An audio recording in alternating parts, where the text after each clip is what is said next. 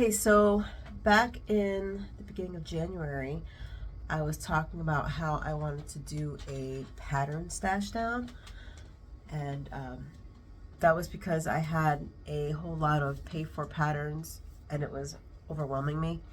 So I wanted to get that down, and I made it through most of the year, so that's good. So I'm just going to quickly go over that because I haven't really talked about it much throughout the year. I think I may have mentioned it 3 times, twice, something like that. So these are approximations because honestly, I haven't tried it on the phone, but I know on desktop, whenever I try to sort out the things that I've made, it goes, cats are fighting, oh my god. Anyway, there's a rearrange button on the library on Ravelry. And what I like to do to organize myself is everything that I've paid for, I like to have in a group, and everything that I've made, I like to have, you know, in a group or sectioned off in some sort of way so that I can keep track of what I've made or what I haven't made and all that other stuff. And it keeps unrearranging itself, and I don't know if that's just a desktop issue. Like I said, I haven't tried it on the phone. And the reason why I do that is because sometimes when you get patterns, if the designer gives it away for free or something like that, it'll show up as a purchase on Ravelry even though you didn't purchase it. So that's why I like to organize it that way. So that's why these numbers are approximations, because I'm going off of memory, which if you've been here long enough, you already know my memory is a little bit. So I started off, I'll put pictures of, I'll get to that part later. Yeah, because I don't have pictures of this. So I started off with 41 patterns I paid for at the beginning of the year. And I added 3 this year. So I think that's pretty good that I only managed to get 3. That was the Charlotte Stone book, Stephen West Marled leggings or Mania leggings or whatever, and another one of Charlotte Stone's socks, alien head socks, I think they were. So yeah, so that brings me down to, I had to recheck, it's actually lower than I thought it would be, which is cool. 31 paid for patterns, so I knocked out 10. Not bad, considering I added 3, so it would have been down to 28. You know, girls gotta do what a girl's gotta do. So that's not bad. I am not going to do that again next year. I am going to try to be more conscious about buying patterns though, just because I would still like to knock that number down, especially since I don't have a lot of time for knitting right now with the job. So yeah. Now what I'm going to show you pictures of is I made a list. I like to do this every January. I'm sure I'll do that this January too. I got to pull that up. But I have a list of all the things that I wanted to knit for 2023. So a lot of makers have a make 9, so 9 things they want to do for that year, and I had like a make 44. Did I get all those? No. Did I get half of them? No. I think I got a quarter of them, maybe. So maybe I should whittle that down to a make 9 like everybody else and stop trying to be special. I don't know. But this is my pictures of everything that I've made that were on my make for this year. I would say there's probably a quarter of them that I did. Yeah, so I started with 44, and on my paper in front of me it says 38, but it might end up being 37 because I don't think when I did this I was working on the Adventurous shawl. Not the Adventurous, All of the Lights, I think. Either way, approximations. So yeah, I think next year I'm going to do a make 9 and just be like everybody else, because obviously I'm not doing 44 patterns. So that's my breakdown for the year. Let me put this paper away. I am finishing off the year with no finishes. or I should say closing out the year with no finishes. I have a lot of WIPS though. So right next to me, I have my, what started off as a log cabin blanket, and then I just decided to keep going round and around instead of biting off and starting off new squares. So that's this. That's the back.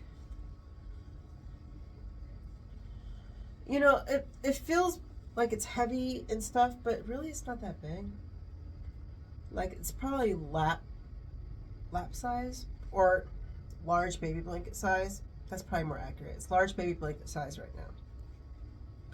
And this is all the Premier cakes that are like multicolor, and I've got a skein here. Karen cakes, when they had the wool in the cakes. So these are like 5 years old, this yarn.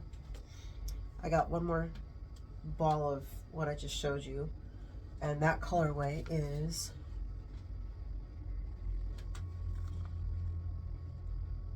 Fairy Cake. So I have that, and I have not sewn up my blanket yet. I might do that today, maybe.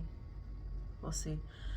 Because really, it's literally 20 minutes of work tops. Why am I stopping myself over 20 minutes of work? I don't know. It's asinine.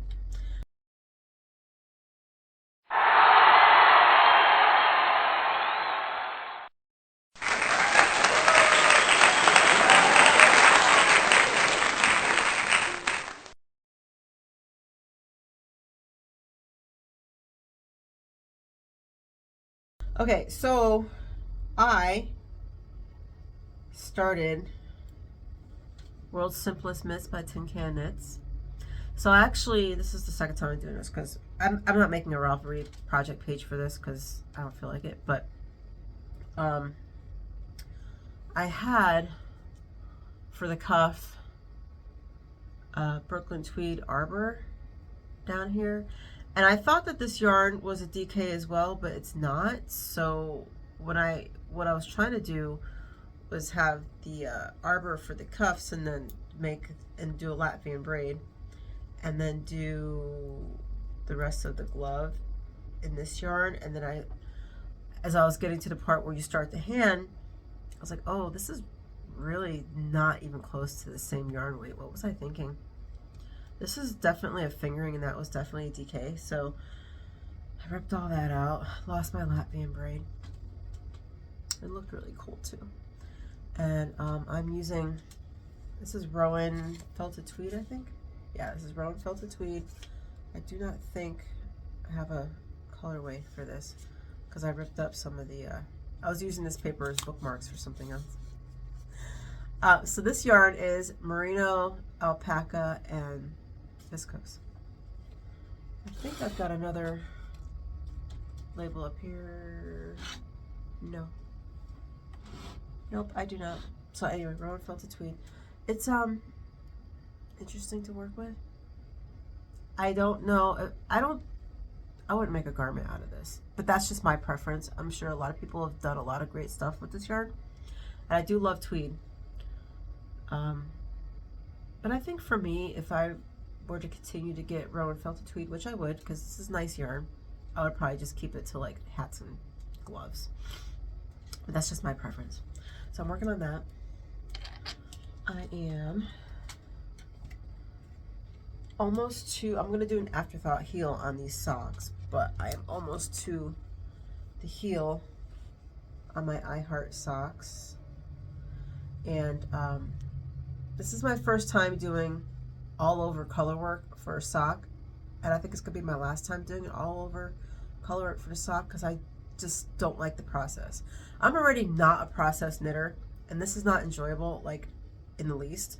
So I think from now on, it probably defeats the purpose, but you know what, it's my socks and my knitting. So I think from now on, I'm just going to do vanilla all the way to the heel, and then after the heel, just do numbers for the motif for for the leg part of the sock. I think that's easiest for me.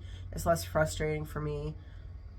It'll go faster for me because I'm a product knitter. I just want the thing. That's why I started doing knitting to begin with, because I figured out the other day actually that I don't like, well, I've already said that I don't like knitting, but I figured out that I continue to knit even though I don't like it. Even besides the fact that I like the product, it's the fidget, you know, because I always have to do something with my hands, because if I don't, I would have no fingernails because I'm a nail biter. And so I'm always trying to do something with my nails, so I'm not doing this all the time. And everybody who knows me, they'll tell you all day, I'm like, until I have nothing left. It's bad. So it's the fidget. And so if I'm already hating the process of something, it just makes it worse. And then I'm like, I don't want to pick it up. And then here we go. You know, let me start. So this will be my first and last pair of colorwork socks. All that to say. But the yarn for this, I did not have a tag for this yarn when I wound it up, so I don't know what it is. I have an idea what it is. I think it's that variations yarn that I used for that scarf numero 2. So this is fingering, that was DK. But I think it might be the same. I think it might be the same yarn. I don't know. But this is my Pride in Speckles. So I'm using that for the hearts. And what else am I working on? I am working on all of the lights, which I will get because it's right behind me. I am 6 rows away from figuring out the pockets. So the pattern has you knit to 11 inches. And I found that to be too short because it's coming up just above my natural waistline. And I don't want that. I want this to be a long cardigan, and I dyed up enough yarn for it to be a longer cardigan.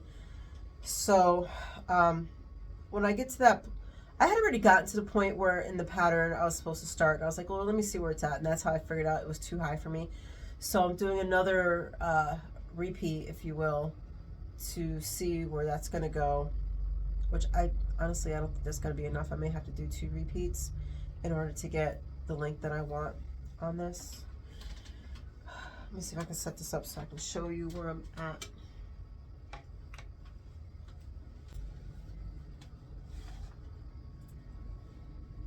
Okay, so it's my yarn.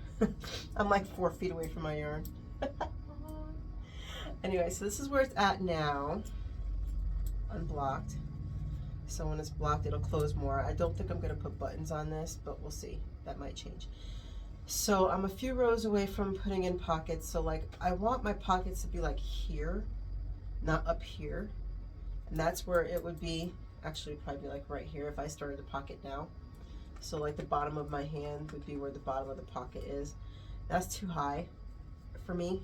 So I want almost natural arm length, maybe a little bit higher, so like right here. So like my entire hand would be where the pockets are. So that to me tells me, yeah, I probably need to do one more additional repeat after I get to where I'm supposed to stop. And I think that'll be the perfect spot. Yeah, I think that's what I'm gonna do. So this is my new colorway, Dark Unicorn. I don't have any in the shop because it's special order, and I had pre-orders up in the shop for 2 months and nobody bit, so I took the listing down. So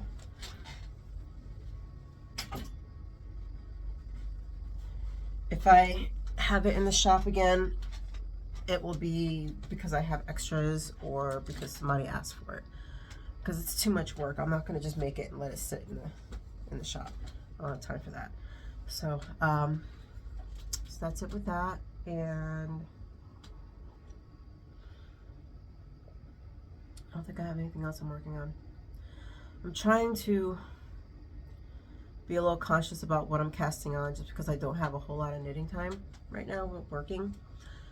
So I'm trying to make sure I have an even distribution of knits that are complicated and knits that are easy, because I'm looking at a lot of long days at work, especially with the Christmas holiday, and I'm not going to have the brain space for cables and this, that, and the other. I just want straight knitting. So I have the blanket and I've got the mittens, and then if I want to do, you know, I've got varying levels of complication between the cardigan and the socks. So that's what's going on right now. I think that's it. So I think I'm recording this early, but this is going to be the last podcast for the year, second to last podcast for the year, or something like that. So Happy New Year. Celebrate, even if it's by yourself, and trust me, I've had plenty where I was by myself. Get you a delicious beverage, whatever it's going to be, and a delicious dessert, whatever that's going to look like, and ring in the new year. I don't know what I'm doing New Year's. I might be working. I don't know. I have no idea. Of course, my job isn't overnight now. You know what sucks?